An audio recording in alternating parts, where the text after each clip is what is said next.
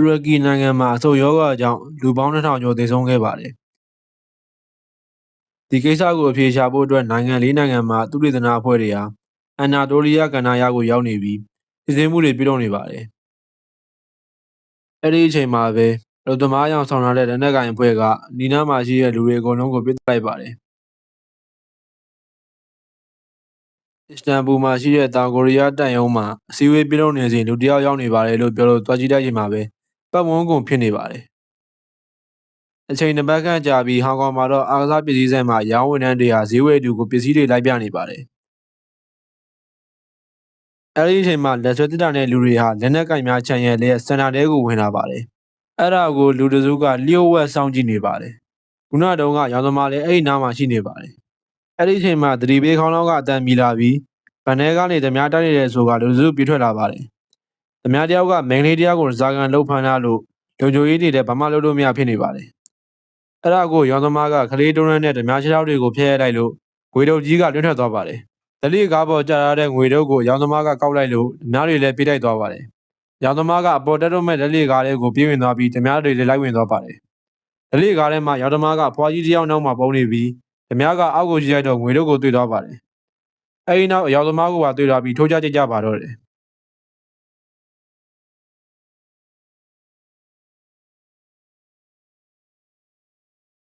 အချိန်အတန်ကြာထိုးကျပြီးနောက်ရောင်သမားကငွေတုပ်ကိုဆွဲကအပေါ်တက်ကိုပြေးတက်လိုက်ပါတယ်။ရဲတွေလည်းရောက်လာပြီးဓမြတွေနဲ့အပြန်အလှန်ပြစ်ခတ်နေစဉ်ရောင်သမားကကရိန်းပေါ်လမ်းခုန်လိုက်ပါတယ်။ဓမြတယောက်လည်းလိုက်လာပြီးမောင်းတန်တစ်ခုပေါ်ကိုဖင်ထိုင်မိရာကနေကရိန်းကလဲထွက်သွားပါတယ်။ကရိန်းကအစားအုံမှန်ကိုခွဲကတပတ်လေပြီးရက်သွားပါတယ်။ရောင်သမားကဆက်သီးနဲ့ဆင်းရနေစဉ်ရဲတွေကသူ့ကိုဓမြတို့ထင်ကဝိုင်းဖမ်းလို့သူကကူညီပေးခဲ့တာပါလို့ပြောလိုက်ရပါတယ်။ရောင်သမားကနာမည်ကြီးသွားပြီးမိဘမဲ့ကေယာမှာတော့သူကကိုမူးတင်ခဲ့ပူပါတယ်။ရောင်သမားကချက်တင်လုံးနေပြီးသူငယ်တုန်းကသူ့မိမတွေရဲ့ပုံကိုရေးရေးတာမှတ်မိတော့ကြောင်းပြောပြနေပါတယ်။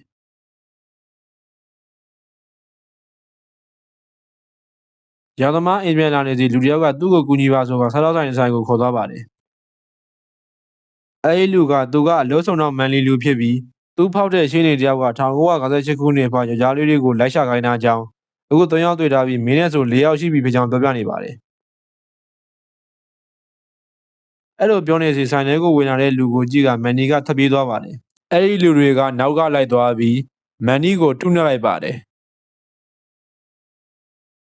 ညောင်သမားလည်းဒဏ်ရာတွေနဲ့မန်နီကိုသူ့အိမ်ခေါ်လာပြီးဒဏ်ရာတွေကိုလည်းဆေးထည့်ပေးလိုက်ပါတယ်။အစ်စ်လွဲတာကိုလည်းပြန်တက်ပေးလိုက်ပါတယ်။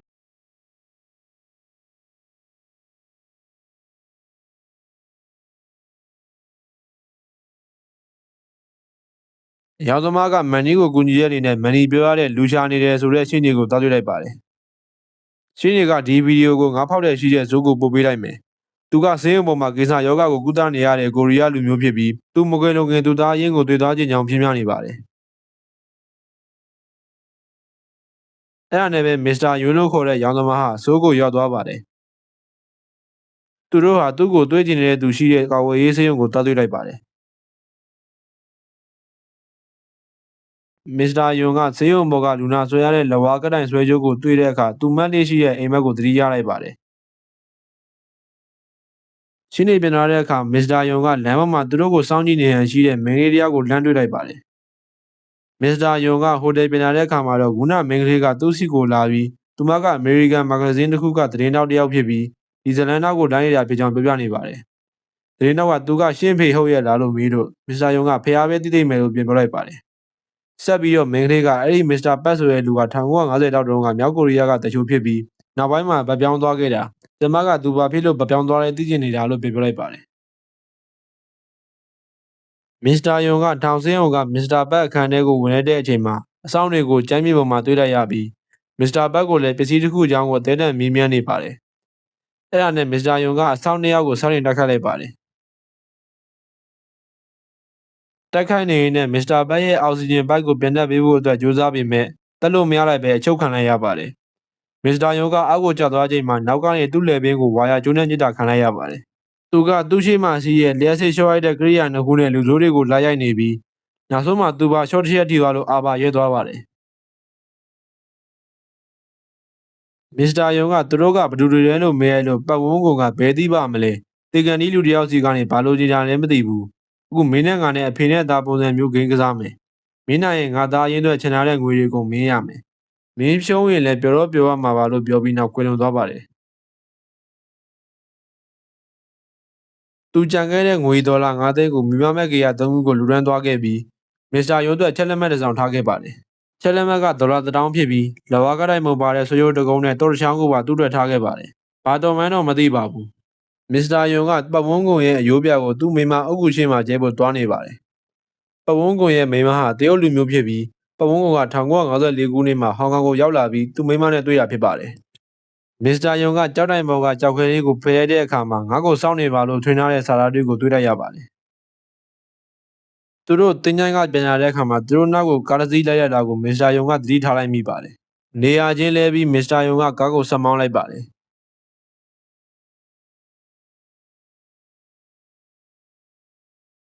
အသေးအံမောင်းလာနေကုန်ကားတစ်စင်းကိုရှောင်လိုက်ချိန်မှာမစ္စတာယုံတို့ကလမ်းမေးကိုထိုးကျသွားပြီးနောက်ကကားကလည်းထက်ချက်မခေါ်လိုက်နေပါတယ်နောက်ဆုံးမှာမစ္စတာယုံကနောက်ကလိုက်နေတဲ့ကားကိုမြောင်းနှဲကျသွားအောင်တိုက်ချပစ်လိုက်ပါတယ်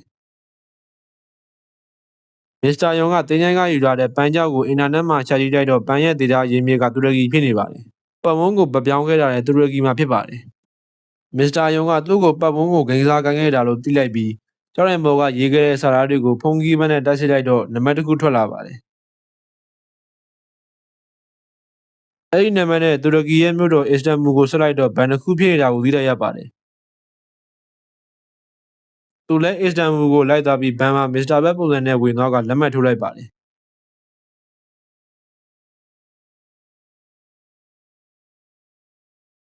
ဘန်မန်နေဂျာကအဲ့ဒီနေရာမှာဒစိတုံးထုဖို့လိုရတယ်လို့ပြောလိုက်လို့ဘာလို့ရမှန်းမသိခင်သူ့လက်မှာမတဆထိမိသွားတဲ့ဒစိတုံးပုံစံကြောင့်လဝကတိုင်ကဒစိတုံးမှန်းသိလိုက်ရပါတယ်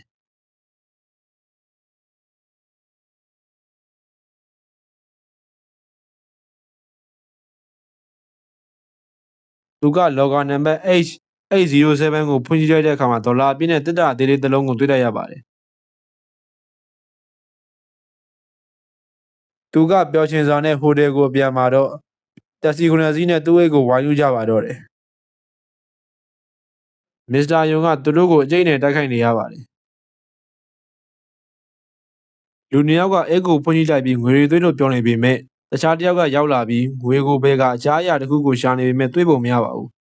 သူ့ကိုပက်လက်လန်လာပြီးသူ့ခနာကိုရှာနေစဉ်ရဲတွေရောက်လာလို့ထပ်ပြေးသွားပါတယ်မစ္စတာယုံကဟိုတယ်ဝရန်ဒါမှာပပုံးကုန်ရဲ့ရိုးပြပလင်းကိုကြည့်ကကျေးဇူးတင်ပါတယ်ကျွန်တော်ရှောင်ရစ်သွားပြီလို့ပြောလိုက်ပါတယ်အဲဒီနောက်ရိုးပြပလင်းကိုထားခဲ့ကပြင်ကိုထွက်သွားလိုက်ပါတယ်သူဒလိကားနဲ့ဆင်းလာနေစဉ်ငါ့ကိုစောင်းနေပါဆိုတဲ့စာသားပါတဲ့ပဝါချုံထားတဲ့မင်းလေးတယောက်ကိုတွေ့လိုက်လို့သူကနောက်ကလိုက်သွားလိုက်ပါတယ်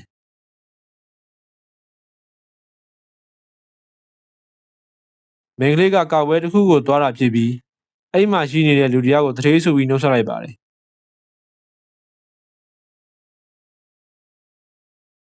မစ္စတာယုံကမင်္ဂလေးကိုငါးနာမည်ဘတ်ယွန်ပါလို့မိတ်ဆက်လိုက်ပြီးလက်စည်းပမာဝယ်ရတယ်လို့မေးလိုက်တော့မင်္ဂလေးကတထေးတက်ဆောင်ပေးတာပါလို့ပြောလိုက်ပါတယ်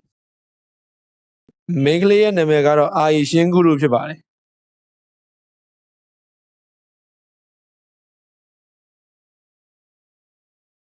ဘတ်ယွန်ကရေချိုးနေတဲ့အချိန်မှာလူသိန်းတိုက်ဝင်လာပြီးသူ့ကိုဓာတ်ရိုင်းထောက်ကပစ္စည်းပမာလဲလို့မေးလိုက်ပါတယ်ပတ်စံကိုပြောရတာလို့ပြန်ပြောရင်းနဲ့ဘတ်ယွန်ကအဲ့ဒီလူကိုရင်နှွေးပူနဲ့ပတ်လိုက်ပါတယ်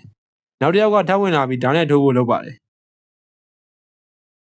အပေါဝါကိုပိတ်နေတဲ့လူဝါကြီးရဲ့မျက်နှာကိုခေါင်းလျှောက်ရည်နဲ့လမ်းပတ်လိုက်ပြီးလေကားပေါ်တက်ပြေးလိုက်ပါတယ်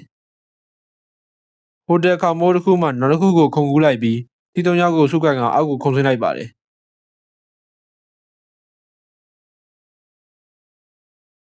ဈေးထဲမှာဖင်မြောင်နဲ့ပြေးနေတဲ့ဘတ်ယွန်ကိုလူဆိုးတွေကလည်းတက်တက်လိုက်နဲ့တက်ခတ်နေပါတယ်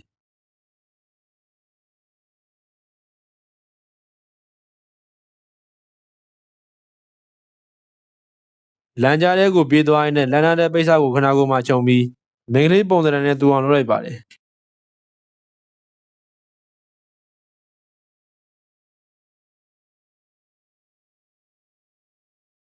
အဲဒီနောက်မင်္ဂလေးယုံနဲ့ချိန်ထားတဲ့နေရာကိုရောက်မှာတော့ကလွန်တိုင်းမှာတွေးကြရအောင်ဆိုတဲ့စာဆောင်ပဲရလိုက်ပါတယ်အဲ့ဒီအချိန်မှာလည်းသတင်းတော်မာလေးကစီယန်ရင်ကလူတစ်ယောက်နဲ့အတူဝင်လာပါတယ် CIA ကစုံတော့ကကာပွဲမှာတွေ့ခဲ့တဲ့တရုတ်ရဲ့ဓာတ်ပုံကိုပြပြီးအဲ့ဒီလူကလက်နက်မူရည်စီပြန်ပေးဆွဲရတွေကိုအကုန်လုပ်တယ်သူ့နာမည်ကမစ္စတာဇန်ဖြစ်ပြီးသူကမင်းသားကိုလိုက်နေတာလို့ပြောလိုက်ပါတယ်သတင်းနောက်ကလွန်ခဲ့တဲ့6လလောက်တုန်းကအမေရိကန်ဇီဝဓာတ်ပညာရှင်တယောက်ဟာအလွန်ပြင်းထန်တဲ့တောင်တန်းယောဂတစ်တစ်မျိုးကိုရှာတွေ့ခဲ့တယ်လက်ဖက်ရည်စုံတဝက်လောက်နဲ့ရွာတရာလောက်ကိုရှင်းထုတ်ပြနိုင်တယ်အဲ့ဒါကိုတူရကီမှာဆန်တဲ့အခါရန်နှန်းငယ်သွေးတူရကီလူမျိုးရတဲ့ချီတည်ဆုံးခဲ့တယ်လွန်ခဲ့တဲ့2လလောက်ကလည်းသိပ္ပံပညာရှင်4ယောက်တက်ခံလိုက်ရတယ်အဲ့ဒီသိပ္ပံပညာရှင်တွေအသက်မခံရခင်တရက်မှာမစ္စတာပတ်နဲ့တွေ့ခဲ့တယ်သူကဂျားကန်လူလို့ထင်တယ်အဲ့ဒီဇီဝအစိတ်ကိုမင်းဖေလက်ထဲကိုအပ်ခဲ့တယ်ပြစ်ခတ်မှုဖြစ်ပြီးနောက်ရက်မှာအစ္စတန်ဘူကတောင်ကိုရီးယားကောင်စစ်ဝင်ရုံးကိုမစ္စတာဘက်ကရောက်လာပြီးဒုက္ခတဲ့မြေခံမှုလုပ်ခဲ့တယ်မစ္စတာဘက်ကမသိခင်ဒီကိစ္စနဲ့ပတ်သက်ပြီးမင်းကိုတခုခုပြောခဲ့မယ်လို့ထင်နေကြတယ်ဒါကြောင့်အဲ့ဒီမင်းကလေးကိုမစ္စတာဆန်ကမင်းစီကြောင်းအောင်ပို့ခဲ့တာလို့သတင်းတော့ကပြောလိုက်ပါတယ်ဘက်ယုံကအာယုံချိန်ထားတဲ့နေရာကိုရောက်လာပြီးအာယုံကသူမရဲ့တရေမစ္စတာဆန်ကဘက်ယုံကိုညစာစားဖို့ချိန်လိုက်တဲ့အကြောင်းပြောပြနေပါတယ်အာယုံပြန်ကန်ဒီမှာလူဆိုးတွေထက်ရောက်လာပြီးဘက်ယုံနဲ့တိုက်ခိုက်ကြပါတယ်လူစုံတယောက်ကအာယုံကိုတနက်နဲ့ချိန်လိုက်ပြီးအခြားတယောက်ကဘက်ယုံရဲ့ခေါင်းကိုရိုက်ချလိုက်ပါတယ်တငါလုံငန်းလုပ်တဲ့ကန်ဆယ်တစ်ခုမှဆူဆောင်းပွဲပြုလုပ်နေပြီးမြို့သမီးကြီးကငိုချလိုက်ပါတယ်အခမ်းအနားဖွင့်ကလူတယောက်ကဝင်လာပြီးဘက်ယုံကိုအဲ့ဒီမိမကြီးကဘာလို့ငိုနေတာလဲသိလားမင်းနဲ့မေတို့တွေတက်လိုက်လို့တွေ့တော့ရဲ့သူသားတွေကြောင့်ငိုနေရတာအဲ့ဒီငါတို့ရွာသားတွေကိုတက်တော့တဲ့ပစ္စည်းကိုပေးစမ်းဆိုပြီးထုနှက်နေချိန်မှာတနက်တန်ကြလို့လူစိုးတွေကပြင်းပြထွက်သွားပါတယ်အပြင်မှာကပြစ်ခတ်မှုတွေဖြစ်နေကြပြီးဘက်ယုံကလည်းကြိုးပြဖို့သူတထားတဲ့ကုံမှုပညာတွေနဲ့ကြိုးစားနေပါတယ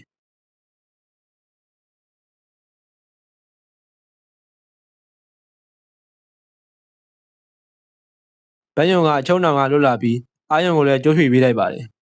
သူတို့ပြန်ထွက်မှလူစိုးတွေရောက်လာလို့ပြန်တက်ခိုက်နေရပါသေးတယ်အာယုံကိုကမ်းခြေဘက်ကိုပြေးခိုင်းလိုက်ပြီးဘက်ယုံကစက်တီးကတန်ကြိုးနဲ့အရန်တွေကိုလိုက်ပတ်နေပါတယ်လက်နဲ့လူတွေကလည်းသူတို့ကိုလိုက်ချနေပြီးကော်ပုံးတစ်ခုကိုလေလောက်ကဘက်ယုံတို့ကကူးသွားနေပါတယ်အဲ့ဒီချိန်မှာတန်ကြိုးကတပြေးပြေးတင်းလာပြီးအိမ်တိုင်းတွေလဲကလူစိုးတွေကလည်းကမောက်ကမဖြစ်ကုန်ပါတယ်ဘက်ယုံတို့လေလဲရက်သွားကယုံကဆေးဆွဲနေတဲ့သူဖြစ်တဲ့အတွက်ကြောင့်ဆေးမထုတ်ရလို့ရင်းထားနေပါတယ်အာယုံကမစ္စတာဇန်ကျောင်းတွေပြောပြနေပြီးသူမမိမမဲတယောက်ဖြစ်ကမစ္စတာဇန်နာမကူညီခဲ့ရင်သတုံးလေးရွယ်တွေကတင်လောက်ပြီးလို့ပြောပြနေပါတယ်အဲ့ဒီအချိန်မှာလေနံတစ်ခုကိုမြင်လိုက်ရပြီးသူတို့လေဘေးနားကိုမော်တော်စင်းရောက်လာပါတယ်မစ္စတာဇန်ကဘက်ယုံကိုမင်းကိုလာခဲ့တာကိုမင်းကဘာလို့ထွက်ခဲ့တာလဲလို့မေးလိုက်လို့ဘက်ယုံကကျွန်တော်တို့နဲ့အဲ့ရွာသားတွေကိုခမရတက်ဆရာမလိုပါဘူးလို့ပြောလိုက်ပါတယ်ခုနလက်နက်ကန်ထားတဲ့လူတွေကမစ္စတာဇန်လူတွေဖြစ်ပါတယ်မစ္စတာဇန်ကဘက်ယုံကိုပစ္စည်းကိုသူ့ကိုပေးဖို့သူနဲ့ပူးပေါင်းဖို့နဲ့တူရကီတွေကမင်းကိုမိသွားရင်လွယ်မှာမဟုတ်ဘူးမင်းဖေကသူတို့မျိုးတွေကိုတက်ခဲ့တာလို့ပြောနေပါတယ်အဲ့ဒီအချိန်မှာအာယုံကဝင်လာပြီးမစ္စတာဇန်ကဘက်ယုံကိုမင်းကိုဆရာရင်ပေးမယ်ရရှိငွေရဲ့25%ကိုလည်းပေးမယ်အဲ့ဒါကဒေါ်လာ3.9 တန်းလောက်ရှိတယ်ငါ့ကိုတောင်တန်းယောဂပိုးတာပေးဆိုပြီးကြောင်းနေပါတယ်ဘက်ယုံကသူ့မှာမရှိကြောင်းသူတွေညနေတဲ့အချိန်မှာမစ္စတာဇန်ကအာယုံကိုပါပေးမယ်လို့ပြောလိုက်လို့ဘက်ယုံကသူဝေတော့ပါတယ်ဘက်ယုံကနေ့လယ်12နာရီခေါင်းလောင်းထိုးချိန်မှာအစ္စတန်ဘူဘန်ရဲ့မျက်နှာချင်းဆိုင်ကဖျားเจ้าတွေကိုဝင်သွားလိုက်ပြီးပါတာနဲ့စကားသွားပြောလိုက်ပါတယ်ဘက်ယုံကမစ္စတာဘက်ရဲ့ဓာတ်ပုံကိုပြပြီးသူ့ကိုတီတာလို့ဖုန်းတော်ကြီးကိုမေးလိုက်ပါတယ်ဖုန်းတော်ကြီးကလွန်ခဲ့တဲ့2လလောက်ကသူဒီမှာနေသွားဦးတယ်သူ့သားကသူ့ပစ္စည်းတွေကိုလာချလိမ့်မယ်လို့ပြောပြီးပျောက်သွားတာပဲလို့ပြောပြနေပါတယ်ဘက်ယုံကသူ့ဖေရဲ့ဆက်စစ်တာကိုဖွင့်ကြည့်တဲ့အခါမှာတော့ဂိမ်းကိုပါလို့ရတဲ့စာရန်တရက်နဲ့ဒေါင်နန်ယောဂပိုးထည့်ရတဲ့ဖန်မြုံနှချောင်းကိုတွေ့လိုက်ရပါတယ်အဲဒီနောက်ဘက်ယုံကဖုန်းတော်ကြီးကိုလူတယောက်ကကိုယ့်ရဲ့ကယ်တင်ခြင်းကိုစောင့်နေတယ်သူ့ကိုကယ်လိုက်ရင်တခြားလူတွေသိဆုံးသွားရလိမ့်မယ်ကျွန်တော်ဘာလို့တင်ရလို့မေးလိုက်ပါတယ်ဖာဒါကမင်းမကယ်ရင်သူသေးမှာမဟုတ်လားနောက်ကိစ္စနောက်မှရှင်းလို့ပြောလိုက်ပါတယ်ဘက်ယုံကလက်ဆက်တက်တာနဲ့သူမစ္စတာဇန်တို့ကိုစောင့်နေပါတယ်မစ္စတာဇန်ကအာယုံကိုပါခေါ်လာပါတယ်ဘက်ယုံကအာယုံကိုခေါ်လာပြီးပြင်းရထားစီးဖို့စောင့်နေစဉ်အာယုံကရင်ထားသလိုပုံစံဖြစ်လာပြီးတက်စင်ကန်သွားလိုက်အောင်မယ်ဆိုတာထွက်သွားလိုက်ပါတယ်ဘက်ယုံကစောင့်နေတော့တက်စင်ကန်ဘက်ကဇူညင်တန်တွေကြားလို့ပြေးကြည့်လိုက်တဲ့အချိန်မှာအာယုံကကျမ်းမြေပေါ်လဲကျနေပါတယ်ဘက်ယုံကအာယုံကိုခေါ်ကထွက်လာစဉ်ရဲတွေရဲ့ဖန်ဆီးခြင်းကိုခံလိုက်ရပါတယ်သတင်းတောင်းတဲ့ CIA အချင်းတို့ကသူ့ကိုအချုပ်ထဲကနေလက်ထုတ်ပေးပြီးအာယုံကကရုံသားကြီးဖေချောင်းပြောပြလိုက်ပါတယ် CIA အချင်းကလည်းဘက်ယုံကပိုးတွေကိုမစ္စတာဇန်ကိုပေးရလို့ဆိတ်ဆိုးနေပါတယ်တကယ်တော့သတင်းတောက်ကလည်း CIA အချင်းတယောက်ပါပဲမစ္စတာဇန်တို့ကလေရင်နဲ့ထောက်ကကန်ဒီမှာဘက်ယုံကိုဆိုင်ကန်နဲ့တွေ့လိုက်ရပါတယ်ဆိုင်ကန်ကိုလေရင်ပြင်းတဲ့ထိပ်မှာရက်လိုက်ပြီးလေရင်နဲ့မျက်နှာချင်းဆိုင်ဖြစ်နေပါပြီအဲဒီနောက်ဆိုင်ကန်ကိုလေရင်နဲ့မျက်နှာချင်းဆိုင်မောင်းလိုက်ပြီးဆိုင်ကန်ကိုလေရင်ဘဲနေစီရောက်အောင်ပို့လိုက်ပါတယ် လင်းရင်ကဇောက်ထိုးဖြစ်သွားပြီးမစ္စတာဆန်ကလင်းရင်ထဲကထွက်လာနေပါတယ်။ဘိုင်းယုံကမစ္စတာဆန်ရဲ့နောက်လိုက်တွေနဲ့တိုက်ခိုက်နေစဉ်မစ္စတာဆန်ကကားနဲ့ထပ်ပြေးသွားပါတယ်။ဘိုင်းယုံကလည်းဆိုင်ငယ်ရဲ့နောက်ကလိုက်သွားပြီးလမ်းမပေါ်မှာလည်းရဲတွေနဲ့ကားတွေနဲ့ဆွတ်ချက်ခတ်နေပါတယ်။မစ္စတာဆန်ရဲ့လူတွေကလည်းတူတူမြလူတွေကိုတနက်တွေနဲ့လိုက်ပြနေပါတယ်။အဲ့ဒီအချိန်မှာဘိုင်းယုံကသူတို့ကားကိုမိလာပြီးကားပေါ်ခုန်နှက်လိုက်ပါတယ်။ကားပေါ်မှာဘိုင်းယုံနဲ့မစ္စတာဆန်တို့ရဲ့လူတို့တိုက်ခိုက်နေကြပြီးဘိုင်းယုံကတစ်တာကိုလမ်းဆွဲလိုက်ပါတယ်။ဘိုင်းယုံကတစ်တာကိုကိုင်းရသားနဲ့လမ်းမင်းရဲ့ကိုပုတ်တိုက်မိသွားပါတယ်။ရဲတွေကလည်းဓာတ်ချောက်လိုက်နေကြပြီးကားပေါ်မှာလည်းဆက်လက်တိုက်ခိုက်နေကြပါတယ်။တစ်ချိန်မှာတော့ကားကရှေ့ကကားအောက်ထဲကိုဝင်သွားကမီတာတောက်သွားပါတယ်။မစ္စတာဆန်ကတနက်နဲ့ချိန်ပြီးပြစ်တော့မလို့လုံးနေချိန်မှာမီတာအရှိန်နဲ့အောက်ကိုနှင်းကျသွားပါတယ်။ CIA ကနှစ်ယောက်ကဘိုင်းယုံကိုမီးလောင်နေတဲ့ကားပေါ်ကနေခေါ်လာပါတယ်။ရှေ့ကမီးလောင်နေတဲ့စီရင်ကားကိုရက်လို့မရပဲကားပေါ်ပါလာတဲ့ကလေးသားမီးကိုဘိုင်းယုံကကယ်ဖို့လှုံ့ဆော်နေပါတယ်။ကလေးနဲ့ကလေးမင်းကိုပထမဆုံးကားပေါ်ကနေအောက်ရောက်အောင်လုပ်လိုက်ပြီးကားသမားနဲ့ဘိုင်းယုံကကားကိုလူရှိတဲ့နေရာထိမောင်းလာခဲ့ပြီးကားသမားကိုရင်ခုန်ချကားလိုက်ပါတယ်။ဘိုင်းယုံခုန်ချတော့မဲ့အချိန်မှာဘေကားကကတူဘုံတွေကလွတ်ထွက်သွားလို့ဘာမှဆက်လို့မရဖြစ်နေတဲ့အချိန်မှာသူ့ဘေးနားကိုလေကားတစ်ခုကျလာပါတယ်။သူမောကြည့်လိုက်တော့မန်လီလူဖြစ်ပြီးရဲရင်ပေါ်ကနေလေကားကိုချလိုက်တာဖြစ်ပါတယ်။သူတမ်းမလို့လှုပ်တဲ့အချိန်မှာတရားနဲ့ခံရင်လို့တမ်းမရဖြစ်ကရဲရင်လည်းမတွေ့ရတော့ပါဘူး။ကားကြီးကတရားတစ်စင်းပေါ်ရောက်လာကတားစီဝါမဆာကိုဝင်တိုက်လိုက်ပြီးတရားဘေးကိုထိုးကျသွားပါတယ်။ဘိုင်းယုံကတရားဘေးကိုခုန်ချလိုက်ပြီးတရားဘေးမှာခဏတဲ့ဘိုက်ကိုလမ်းကန်လိုက်တဲ့အတွက်ဘိုက်နဲ့တန်းလန်းဖြစ်ကတစောင်းတိုင်းအောက်ကိုပြုတ်ကျသွားပါတယ်။